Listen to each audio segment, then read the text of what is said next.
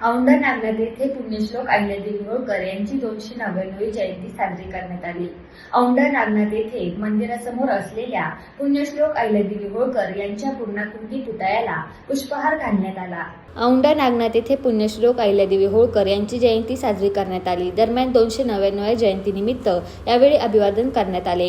यावेळी शिवसेना जिल्हाप्रमुख अजय उर्फ गोपू पाटील, शिवसेना नेते अजितभाऊ मगर, उपजिल्हाप्रमुख जी.डी. काका मुळे, तालुका प्रमुख गणेश देशमुख, सभापती मारुतीराव खांडेकर, प्रकाशचंद्र पाठक, उपतालुका प्रमुख डॉ. चंद्रमुनी पाईकराव, सुनील खंडागळे, अनिल शिंदे, अलीम खतीब, माजी नगरसेवक विष्णू जाधव, संचालक कांतराव शिंदे, गणेश जाधव, अफसर पठाण, मधुकर गोरे, शेषराव पोले, बालाजी पोले, गणेशराव शिंगारे, साजिद पठाण, आसिफ इनामदार, गणेश कदम, राम पोले, राजू भामिरिगे, पंकज होडबे, भोजे आदींची यावेळी मोठ्या संख्येने उपस्थिती होती।